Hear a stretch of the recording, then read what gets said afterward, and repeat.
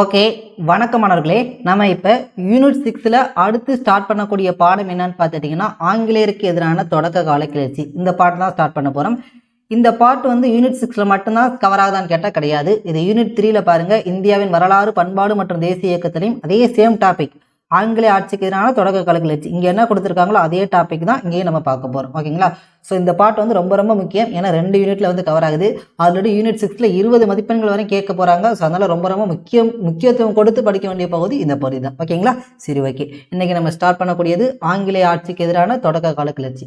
Okay, இப்போ இந்த topic வந்து நீங்கள் முழுசாக படிக்கணும் அப்படின்னா ஃபஸ்ட்டு என்னெல்லாம் படிக்கணும் அப்படிங்கிறது தெரியணும். அதுக்கப்புறம் எங்கே படிக்கணும், அதாவது ஸ்கூல் புக்கில் எங்கே படிக்கணும் அப்படிங்கிறது தெரியணும். அதுக்கப்புறம் வந்து நீங்கள் முந்தைய ஆண்டு வினாக்களே பார்த்துட்டிங்க அப்படின்னா இந்த பகுதி வந்து முழுமையாக முடிச்சிடலாம். ஓகே, ஃபஸ்ட்டு நீங்கள் உங்கள்கிட்ட என்னத்துக்கெல்லாம் நோட்ஸ் இருக்கணும் அப்படின்னு பார்த்துட்டிங்க அப்படின்னா எதெல்லாம் படிக்கணும் அப்படின்னா பாளையக்காரர்கள்னா என்னன்னு தெரிஞ்சிருக்கணும், பாளையக்காரர் கிளர்ச்சியை பற்றி தெரிஞ்சிருக்கணும். இது ஃபஸ்ட்டு.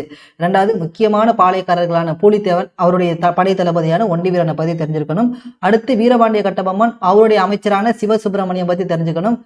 அடுத்து வேலுநாச்சியார். ஓகேங்களா? அதுக்கப்புறம் மருது சகோதரர்கள், தென்னிந்திய புரட்சியை பற்றி தெரிஞ்சுக்கணும். கடைசியில் தீரன் சின்னமலை, அடுத்து வேலூர் கழகம். இது எல்லாத்தையும் நீங்கள் ப்ராப்பராக நோட்ஸ் ரெடி பண்ணிவிட்டு அதுக்கப்புறம் நீங்கள் பள்ளி புத்தகத்தில் எங்கே படிக்கணும் அப்படின்னா 3 இடத்துல இந்த பாடத்தை படிக்கணும். லோவர் ஸ்டாண்டர்டில் பார்த்துட்டிங்கன்னா ரொம்ப ரொம்ப முக்கியமாக 10th ஸ்டாண்டர்ட் ரொம்ப முக்கியம். இதுக்கு ஃபஸ்ட்டு ப்ரிஃபரன்ஸ் கொடுத்து படிங்க. ஓகேங்களா? ஆங்கில ஆட்சிக்கு எதிரான தொடக்க கால கிளர்ச்சி. அடுத்து 8th ஸ்டாண்டர்டில் மக்களின் புரட்சி இருக்கும். அதே மாதிரி 11th ஆங்கில ஆட்சிக்கு எதிரான தொடக்க கால கிளர்ச்சி சிலபஸோடைய நேரடியாக கொடுத்துருப்பாங்க. சிலபஸுக்கு ஏற்ற மாதிரி இந்த வார்த்தைகள் பாடங்கள் அமைஞ்சிருக்கும். இந்த 3 பாடத்தையும் படிச்சிருங்க.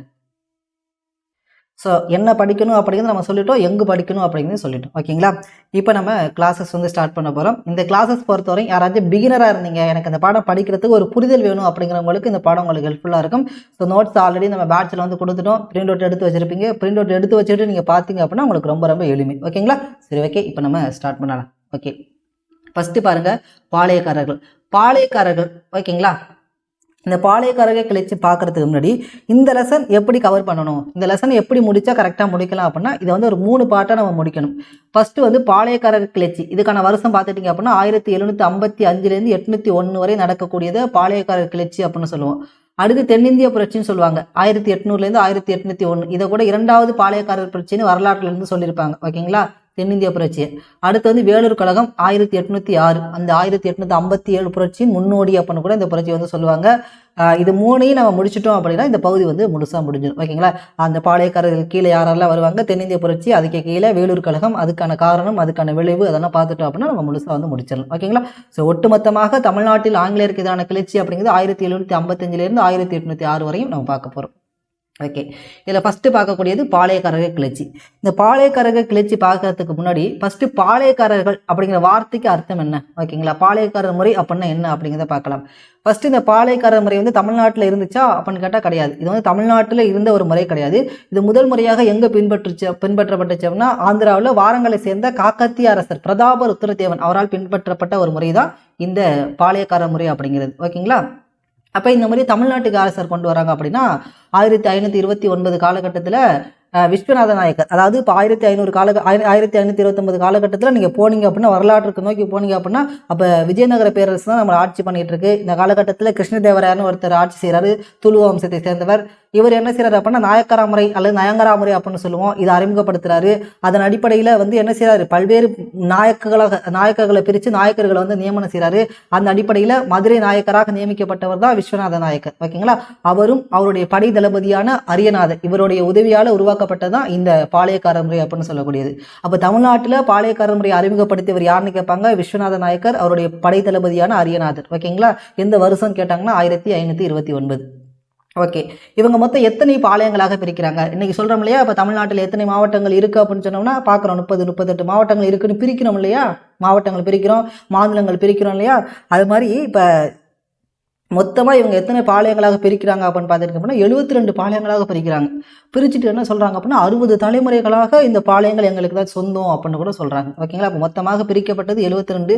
இந்த 72ங்கிற வார்த்தை இன்னொரு இடத்துல யூஸ் பண்ணுவோம். எங்கே சார் அப்படின்னா இந்திய தேசிய காங்கிரஸுடைய முதல் கூட்டத்தில் மொத்தம் எத்தனை பேர் சார் கலந்துக்குவாங்க அப்படின்னா 72 பேர் கலந்துக்குவாங்க. ரெண்டையும் கம்பேர் பண்ணி படிக்கணும். ஓகேங்களா? அதுதான் வந்து நமக்கு மறக்காமல் இருக்கும். ஓகே, இப்போ இதை வந்து இந்த பாளையக்காரர் முறை இருக்கு இல்லையா, இந்த பாளையக்காரர் முறையை வந்து ஆங்கிலேயர்கள் எப்படி அழைக்கிறாங்க அப்படின்னா போலிகார் அப்படின்னு அழைக்கிறாங்க. அவங்கள்ட்ட இது என்ன மெத்தட்னு சொல்லும்போது பாளையக்காரன்னு சொன்னோம் அப்படின்னா அவங்க வாயில பாளையக்காரன்லாம் நுழையாது, போலிகார் அப்படின்னு சொல்கிறாங்க. ஓகேங்களா? போலிகார் அப்படின்னு ஆங்கிலேயர்கள் இதை அழைக்கிறாங்க. இப்போ இந்த பாளையம் அப்படின்னா பொருள் என்ன சார் அப்படின்னா இறையாண்மை கொண்ட ஒரு பேரரசுக்கு கப்பம் கட்டு குறுநில அரசு. அப்போ மேலே வந்து யார் இருக்காங்க? நாயக்கர்கள் இருக்காங்க. அந்த நாயக்கர்களுக்கு கீழே என்ன செய்கிறாங்க? இவங்க பாளையக்காரர்கள் என்ன செய்கிறாங்க? இவங்களுக்கு கப்பம் கட்டுறாங்க. அப்போ இறையாண்மை கொண்ட பேரரசுக்கு கப்பம் கட்ட ஒரு குறுநில அரசாக தான் இந்த பாளையம் வந்து இருக்குது. இப்போ பாளையம் என்பது எதை குறிக்கும்? ஒரு இராணுவ முகாமையோ அல்லது ஒரு சிற்றரசையோ வந்து குறிக்கக்கூடியதான் இந்த பாளையம் என்பது. இவங்க காவல் காக்குறாங்க இல்லையா, அந்த பாளையக்காரர் அப்படிங்கிறது மக்கள்லாம் பாதுகாக்கிறாங்க. அவங்களுக்கு இதுக்கான பேர் என்ன சார் அப்படின்னா அரசு காவல் அல்லது படிக்காவல் அப்படின்னு சொல்லுவாங்க. ஓகேங்களா? அரசு காவல் அல்லது படிக்காவல். இதற்காக மக்கள் வந்து ஒரு வரியை கொடுக்குறாங்க இல்லையா, இந்த வரி என்ன சொல்றாங்க அப்படின்னா காவல் பிச்சை. ஏன்னா காவல் காக்குறாங்க, அதனால கொடுக்கக்கூடிய வரி வந்து காவல் பிச்சை அப்படின்னு அழைக்கப்படுது. சரி சார், யாருக்கெல்லாம் இந்த பாளையத்தை கொடுப்பாங்க? சும்மா ஒருத்தர் ரோட்டில் போயிட்டு இருக்கான், அவனை கூப்பிட்டு இருந்தா நீ பாளையக்காரர் ஆவன்னு சொல்ல முடியுமா? அப்பெல்லாம் சொல்லலை. ஒரு தனிநபர் ஆற்றிய சீரிய இராணுவ பணிக்காக, இராணுவத்தில் சிறந்த பணி செய்கிறாரா, அவருக்கு அந்த என்ன சொல்கிறாங்க பாளையக்காரர் முறையை கொடுத்து நீ இந்த பாளையத்தை வச்சுக்கிட்டு நீ என்ன செய்ய, வரியை வசூலிச்சு கொடு, அதே மாதிரி எங்களுக்கு எப்பெல்லாம் தேவைப்படுதோ அப்பெல்லாம் இராணுவ உதவி செய்ய அப்படின்னு சொல்கிறாங்க. ஓகேங்களா? தனிநபர் ஆற்றிய சீரிய இராணுவ பணிக்காக இந்த இது கொடுக்கப்படுது. பாளையக்கார முறை, பாளையம்ங்கிறது கொடுக்கப்படுது. சரி, வரி வசூல் பண்ணுறதுல எப்படி பிரிச்சுக்கணும்? மொத்தம் வந்து இப்போ வரி வசூல் செய்கிறாங்க அப்படின்னா 1/3 மதுரை நாயக்கருக்கு கீழே தானே இவங்க இருக்காங்க. அப்போ 1/3 எங்கே போயிடணும்? இப்போ 3 ரூபா வசூலிக்கிறாங்க அப்படின்னா 1 ரூபாயை கொண்டு எங்கே கொடுத்துடணும்? ஆமாம், மதுரை நாயக்கருக்கு கொடுத்துடணும். அது மாதிரி 1 ரூபாய் இராணுவ செலவு. இந்த இவங்களுக்கும் கீழே வந்து இராணுவம் இருக்கும், குதிரையெல்லாம் வச்சுருப்பாங்க, அதை பராமரிக்கிறதுக்கு 1 ரூபாய் யூஸ் பண்ணிக்கோங்க. மீத 1 ரூபாயை நீங்கள் பாளையக்காரராக இருக்கீங்களா, உங்களுடைய சொந்த செலவுக்கு நீங்கள் யூஸ் பண்ணிக்கலாம். அப்போ இப்படி தான் 3 பங்காக பிரித்து அந்த வரி வந்து என்ன செய்கிறாங்க, வாங்குறாங்க. ஓகேங்களா? வரி வந்து இப்படி தான் பிரிக்கணும். சரி சார், இந்த பாளையக்காரர்களுக்கு வேறு அதிகாரம் இருந்துச்சு. அவங்க தங்களுடைய பாளையத்தில் என்ன செஞ்சுக்கலாம், தன்னிச்சையாக செயல்படலாம். அது மாதிரி நீதி வழங்க அதிகாரம், ஏதாச்சும் பிரச்சனையா அந்த பாளையத்தில் இவங்களுக்கு என்ன செய்யப்பட்டிருந்துச்சு, நீதி வழங்கக்கூடிய அதிகாரமும் இந்த பாளையக்காரர்களுக்கு வந்து கொடுக்கப்பட்டிருந்துச்சு. இதுதான் வந்து பாளையக்காரர் முறை. ஓகேங்களா? இது பாக்ஸில் இருக்கக்கூடிய முக்கியமான இன்ஃபர்மேஷன், நல்லா பார்த்துக்கோங்க. பாளையக்காரர் முறை 1530களில் தோன்றியது. ஆக்சுவலாக 1529, 30 உங்களுக்கு எல்லாமே வந்து கரெக்டான ஒரு ஆன்சர் தான். வாரங்களை ஆண்டு வந்த காக்கத்திய அரசில் இந்த முறை பின்பற்றி வந்ததாக கருதப்படுகிறது. அப்போ எந்த அரசு? காக்கத்திய அரசு.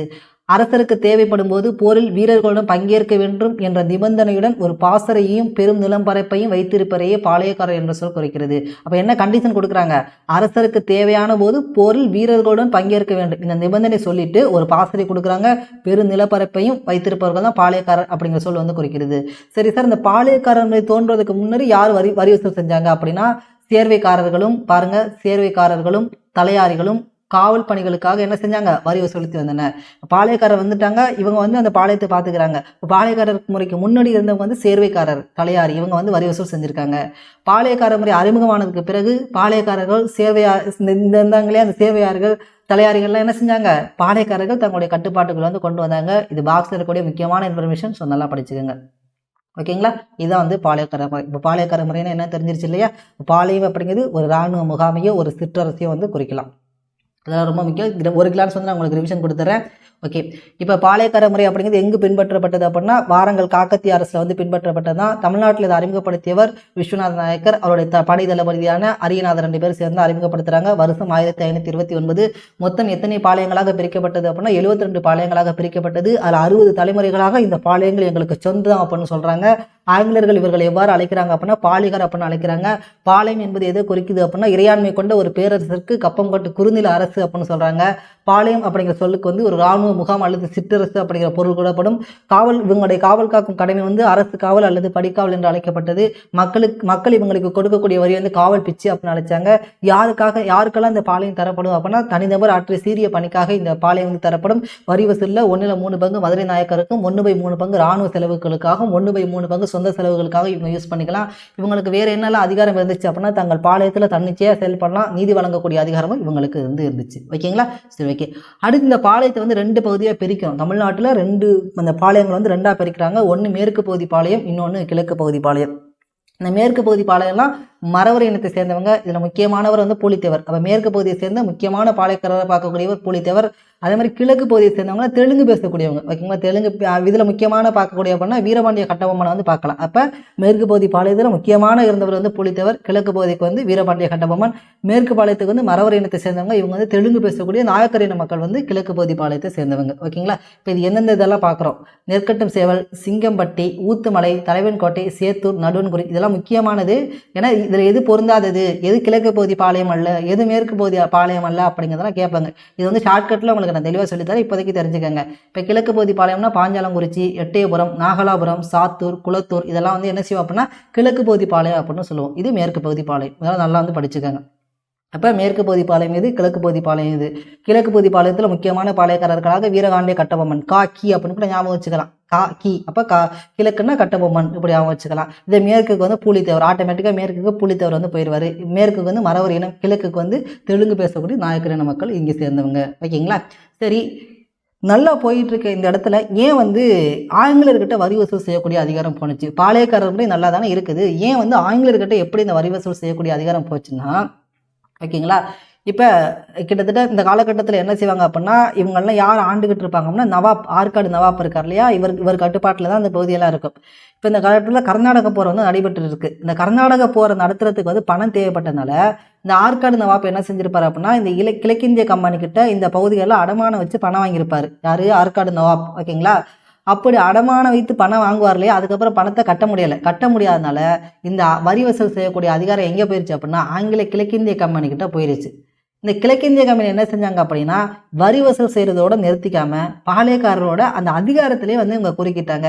இதனாலதான் என்ன செய்யுது, பாளையக்கார கிளர்ச்சி அப்படிங்கிறது வெடிக்குது. ஓகேங்களா? இப்போ இதுக்கு காரணம் என்ன அப்படின்னா, ஆற்காடு நவாப் வந்து என்ன செஞ்சிருப்பாருன்னா, அந்த டைம்ல இவங்கெல்லாம் யாருடைய கட்டுப்பாட்டில் இருக்காங்கன்னா ஆற்காடு நவாப் கட்டுப்பாட்டில் இருக்காங்க. பாளையக்காரர் முறையெல்லாம் முடிஞ்சு பாளையக்காரர்கள் யாருடைய கட்டுப்பாட்டில் இருந்தாங்க அப்படின்னா அந்த நாயக்கர் முறையெல்லாம் இருந்துச்சுல, அதெல்லாம் போயிடும். ஓகேங்களா? ஒரு கட்டத்தில் வந்து விஜயநகர பேரரசு வந்து என்ன செஞ்சிடும் அப்படின்னா வீழ்ச்சி அடைஞ்சிடும். தலைக்கோட்டை பிறகு அதன் பிறகு பாளையக்காரர்கள் தங்களை சுதந்திர அரசர்களாக அறிவிச்சுக்குவாங்க. அதுக்கப்புறம் இவங்கெல்லாம் நவாப் கட்டுப்பாட்டுக்குள்ளே வருவாங்க. அந்த நவாப் கட்டுப்பாட்டுக்குள்ளே வரும்போது நவாப் வந்து இந்த கர்நாடக போர்களை நடத்தணும் அப்படிங்கிறதுக்காக சில பகுதிகளை வந்து ஆங்கிலேயர்கிட்ட அடமானம் வைப்பார். திரும்பி பணம் செலுத்த முடியாது. அதனால் ஆங்கிலேயர்கள் நேரடியாக வரி வசூல் பண்ண போவாங்க. வரி வசூல் பண்ணுறது மட்டும் கிடையாது, அதிகாரத்திலே தலையிடுவாங்க. இதனால் வந்து கிளர்ச்சி வந்து ஏற்படுது. இப்படி தான் வந்து கிளர்ச்சி வரதுக்கான காரணம். ஓகேங்களா? இப்போ ஒரு சின்ன ரிவிஷன் பார்த்துக்கலாம், இது எப்படி உருவாகுது அப்படிங்கிறது. கொஞ்சம் நீங்கள் வரலாறுலாம் படிச்சிருந்தீங்கன்னா உங்களுக்கு நான் சொல்லக்கூடிய எல்லாமே உங்களுக்கு தெளிவாக புரியும். வரலாறு படிக்காதவங்களுக்கு கொஞ்சம் பாருங்கள், முடிஞ்ச வரைக்கும் புரிய வைக்கிறேன். ஓகேங்களா? இப்போ டெல்லி சுல்தான் இருக்காங்க இல்லையா, இந்த 1006 1526 வரை இந்தியாவை ஆட்சி செய்யக்கூடியவங்க இவங்க தான். இவங்களுடைய காலகட்டத்தில் துக்ளக் வம்சத்தை சேர்ந்த முகமது பின் துக்ளக், அது முரண்பாடுகளின் மொத்த உருவம் அப்படின்னு அழைக்கப்படக்கூடியவர். ஏன்னா இவர் நிறைய நல்ல ஒரு விஷயங்களை கொண்டு வர்றாரு, அதாவது காலத்துக்கு ஒவ்வாமல் இருக்கும். இதெல்லாம் பின்னாடி வரலாறுல பார்க்கலாம். இப்போ இவருடைய காலகட்டத்தில் பார்த்துட்டிங்க அப்படின்னா இந்த தென்னிந்திய பகுதியில் என்ன செய்யும் அப்படின்னா ஒவ்வொன்றா வந்து சுதந்திர அரசுகளாக மாறும். விஜயநகரம் 1336 சுதந்திர அரசாக மாறும். அதே மாதிரி பாமினி வந்து 46 மாறும். அதே மாதிரி மதுரை சுல்தானையும் தன்னை சுதந்திர அரசாக அறிவிச்சுக்கும். இந்த மாதிரி என்ன செஞ்சுக்கோங்க அப்படின்னா சுதந்திர அரசுகளாக அறிவிச்சுக்காங்க 1336. இப்போ இந்த காலகட்டத்தில் விஜயநகரத்திலேயே ஒரு 4 வம்சங்கள் இருக்கும். அதில் ஒரு வம்சம் தான் பார்த்துட்டிங்கன்னா துளுவ வம்சம். இந்த துளுவ வம்சத்தை சேர்ந்தவர் தான் யார் அப்படின்னா கிருஷ்ணதேவராயர். இவர் தான் என்ன செய்வார் அப்படின்னா நாயக்கரா முறையை வந்து அறிமுகப்படுத்துவார். அந்த நாயக்கர் முறையின் அடிப்படையில் கொண்டு வரப்பட்டது தான் மதுரை நாயக்கர். ஓகேங்களா? மதுரை நாயக்கர் வந்து விஸ்வநாத நாயக்கர் கொண்டு வந்தார்லே நாயக்கரா முறை, அதன் அடிப்படையில் மதுரை நாயக்கர் முறைக்கு வந்து கொண்டு வரப்பட்டது. அங்கே 1529 64 வரையும் விஸ்வநாத நாயக்கர் தான் மதுரை நாயக்கராக வந்து நியமிக்கப்பட்டிருப்பார். இப்போ அவரால் அறிமுகப்படுத்தப்பட்டது பிளஸ் அவருடைய தலைவாயான தளபதினு சொல்லுவோம், அவங்க 2 பேரால் சேர்ந்து அறிமுகப்படுத்தப்பட்டதான் இந்த பாளையக்கார முறை அப்படின்னு சொல்லுவோம். ஓகேங்களா? இராணுவ ஆளுநர்களை அமரநாயக்கர்கள் அப்படின்னு அழைப்பாங்க. ஓகே, இவங்க வந்து அறிமுகப்படுத்தணுன்னா கிட்டத்தட்ட 72 பாளையங்களாக இந்த இதை வந்து பிரிக்கிறாங்க. பிரித்ததுக்கப்புறம் இந்த பாளையம் அப்படிங்கிறது வந்து சிற்றரசு அல்லது இராணுவ முகாம் அப்படின்னு பொருள்படும். சிற்றரசு அப்படிங்கிறது நிர்வாகம் அல்லது அந்த வரி வசூல் செய்யக்கூடியது. இந்த இராணுவ முகாம் அப்படிங்கிறவங்க என்ன செய்வாங்க அப்படின்னா அந்த போர்களில் ஈடுபடுவாங்க இல்லையா, அவங்களாம் இராணுவ முகாம் அப்படிங்கிற சொல்ல வந்து குறிக்கும். ஓகேங்களா? இந்த மாதிரி வந்து தமிழ்நாட்டுக்கு புதுசு தான். ஆனால் இதுக்கு முன்னாடி எங்கே இருந்துச்சு அப்படின்னா ஆந்திரா. ஓகேங்களா? ஆந்திரா இருக்கு இல்லையா, காக்கத்திய அரசில் இந்த முறை வந்து இருந்துச்சு. ஓகேங்களா? இப்போ 16ஆம் நூற்றாண்டில் இடைப்பகுதியில் 1525 தலைக்கோட்டை போர் யாருக்கு அப்படின்னா விஜயநகரத்துக்கும் பாமினிக்கு இடையில நடக்கும். இந்த போரில் வந்து என்ன செய்வாங்க அப்படின்னா விஜயநகர பேரரசு வந்து தோத்துரும். இதுக்கப்புறம் பாளையக்காரர்கள் இருக்காங்க இல்லையா, அப்போ இந்த பாளையக்காரர்கள் இப்போ விஜயநகர பேரரசு கீழே தான் இருக்காங்க. இதுக்கப்புறம் பாளையக்காரர்கள் வந்து சுதந்திர அரசுகளாக மாறுறாங்க. அதுக்கப்புறம் நவாப் கட்டுப்பாட்டுக்குள்ளே போகுது. நவாப்புக்கிட்டேருந்து ஆங்கிலேயர்கள் வந்து எப்படி தலையிட்டாங்க அப்படின்னு பார்த்தோம். அதோட விளைவு பாளையக்கார கிளர்ச்சி வந்து ஏற்படுது. ஓகேங்களா? இதுதான் வந்து பாளையக்கார கிளர்ச்சியோட ஒரு ஷார்ட் ஃபார்ம் வந்து இதுதான். நோட்ஸை பார்த்தீங்கன்னா உங்களுக்கு ஓரளவு புரிஞ்சிடும்.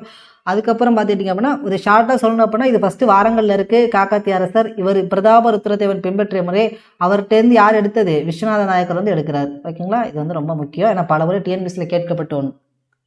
ஓகே, இப்போ இதில் வந்து இது ஆங்கில கர்நாடக போர் வந்து நீங்கள் தனியாகவே பார்க்கணும். பட் இங்கே எந்த வருஷம் யார் யாருக்கு இடையில் நடந்துச்சு அப்படிங்கிற ஒரு கான்செப்ட் வந்து பார்த்துக்கோங்க. முதல் ஆங்கில கர்நாடக போர் வந்து 1746 to 48 நடக்கும். அது ஐரோப்பா பிரிட்டனுக்கும் பிரான்ஸுக்கு இடையில் நடக்கக்கூடியது. அதோட வெளிப்பாடாக இங்கே தமிழ்நாட்டில் இந்த போர் வந்து நடக்கும். அது இரண்டாவது ஆங்கில கர்நாடக போர் வந்து 49 to 54 ஹைதராபாத் நிஜாமுக்கும் ஆற்காடு நவாப்புக்கும் நடக்கும். மூன்றாவது ஆங்கில கர்நாடக போர் வந்து 1756 63 நடக்கும். இது வந்து ஐரோப்பா பிரிட்டனுக்கும் பிரான்ஸுக்கும் கிட்டத்தட்ட 7 ஆண்டுகள் நடக்கக்கூடிய ஒரு போர் தான். இந்த 3 கர்நாடக போர் அப்படிங்கிறது ரொம்ப முக்கியமானது. வருஷங்கள் வந்து பார்த்துக்கோங்க. இப்போ இதில் இந்த கர்நாடக போர் அப்படிங்கிறது ஆங்கிலேயர்களுக்கு பிரெஞ்சுக்கு நடக்கக்கூடியதான். இதில் முடிவில் பார்த்துட்டிங்க அப்படின்னா ஆங்கிலேயர்கள் வந்து எல்லா போர்களையுமே வெற்றி பெற்றுருவாங்க. ஓகேங்களா? இந்த காலகட்டத்தில் ஆற்காடு நவாப்பாக முகமது அலி இருப்பார். அவருடைய சகோதரர் தான் பார்த்துட்டிங்கன்னா மாபூஸ் கான். ஓகேங்களா? அவர் வந்து மதுரையோட ஆளுநராக இருப்பார். அதே மாதிரி சந்தா சாஹிப் இவர் யாருன்னு பார்த்துட்டிங்க அப்படின்னா இவருடைய மருமகன், யார் முகமது அலியோடைய மருமகனாக இருக்கக்கூடியவர் தான் சந்தா சாஹிப்.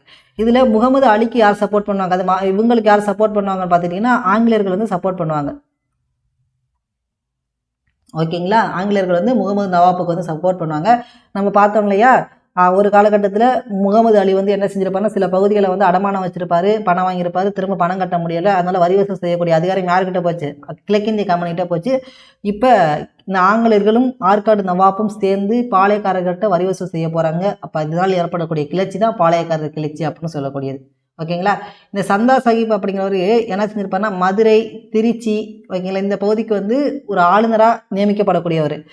இதுக்கு இவங்களுடைய முகவர்களாக, இந்த சந்தா சாஹிப்போட முகவர்களாக 3 பத்தானி அதிகாரிகள் மியானா, முடிமையா, நபிகான் கட்டாக் இவங்கெல்லாம் நியமிச்சிருப்பாங்க. பட் இவங்க வந்து நமக்கு சப்போர்ட்டாக இருந்திருப்பாங்க, பூலித்தேவருக்கு ஆதரவாக வந்து இருந்திருப்பாங்க. இதை வந்து பின்னாடி வந்து பார்ப்போம்.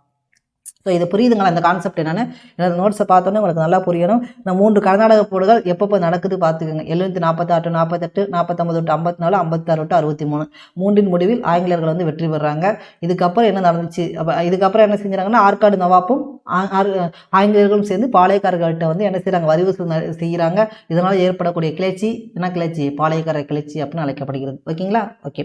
இப்போ இந்த கிளர்ச்சியோடைய நாயக்கர்களாக நம்ம யாரெல்லாம் பார்க்குறோம் அப்படின்னா முதல் நாயக்கராக இந்தியாவிலேயே ஓகேங்களா ஆங்கிலேயரை எதிர்த்த முதல் வீரனாக பார்க்கக்கூடியவர் பூலித்தேவர் தான். ஓகேங்களா? இவருடைய படை தளபதியான ஒண்டி வீரனையும் பார்க்கணும். அதுக்கப்புறம் கட்டபொம்மன், சிவசுப்பிரமணியன் இவருடைய அமைச்சராக இருக்கக்கூடியவர். அதே மாதிரி கட்டபொம்மனுக்கு சகோதரர்கள்லாம் இருப்பாங்க. ஓகேங்களா? செவத்தையா, ஊமைத்துறை இதெல்லாம் பார்ப்போம். இவங்கெல்லாம் பார்க்கணும். அது மாதிரி வேலுநாச்சியார், அதுக்கப்புறம் மருது சகோதரர்கள் 2 பேர் இருப்பாங்க. சின்ன மருது, பெரிய மருதுன்னு இருப்பாங்க. ஓகேங்களா? இவங்கெல்லாம் பார்க்கணும். சின்ன மருது, பெரிய மருது அப்படின்னு 2 பேர் இருப்பாங்க. இவங்கள பார்க்கணும். அடுத்து திண்டுக்கல் கோபால நாயக்கர் பார்க்கணும். தீரன் சின்னமலை இவங்கெல்லாம் இதில் இந்த கான்செப்டுக்குள்ளே வருவாங்க. ஓகேங்களா? ஸோ இவங்கெல்லாம் பார்த்தோம் அப்படின்னா அந்த பாளையக்காரர்கள் கிளர்ச்சி அப்படிங்கிறது நமக்கு ஒரு முழுமையான ஒரு புரிதல் வந்து கிடைக்கும். ஸோ இதுதான் இந்த பாட்டை பொறுத்தவரை. ஸோ இப்போ இன்ட்ரோடக்ஷன் வகுப்பில் நம்ம என்ன பார்த்தோம் அப்படின்னா பாளையக்காரர்னா என்ன, ஃபஸ்ட்டு பாளையக்காரர் அப்படிங்கிற டேர்ம் எப்படி வந்துச்சு, அந்த முறை எங்கேருந்து எடுத்தாங்க, தமிழ்நாட்டுக்கு அந்த முறை எப்படி வந்துச்சு, எப்படி வரி வசூல் செய்யக்கூடிய அதிகாரம் வந்து ஆங்கிலேயர்கிட்ட போணுச்சு, கிழக்கு பகுதி யார் முக்கியமான பாளையக்காரர், மேற்கு பகுதிக்கு யார் முக்கியமான பாளையக்காரர், கிழக்கு பகுதி பாளையத்துக்குள்ளே எந்த பகுதி வந்துச்சு, மேற்கு பகுதி பாளையத்துக்குள்ளே எந்த பகுதியெல்லாம் வந்துச்சு, இதெல்லாம் வந்து பார்த்தோம். அதன் பிறகு நம்ம ஒரு ஓவர்வியூ இந்த பிக்சர் பார்த்தீங்கன்னா உங்களுக்கு ஓரளவுக்கு புரிஞ்சிருக்கும். இதுதான் வந்து எப்படி வந்து விஜயநகர பேரரசு வந்து விடுதலை அடைஞ்சிச்சு, அதுக்கு கீழே எப்படி நாயக்கர் முறை கொண்டு வந்தது, யார் கட்டுப்பாட்டில் கொண்டு வந்தாங்க, அந்த நாயக்கர் முறையிலேருந்து எப்படி பாளையக்காரர் முறை வந்துச்சு. ஓகேங்களா?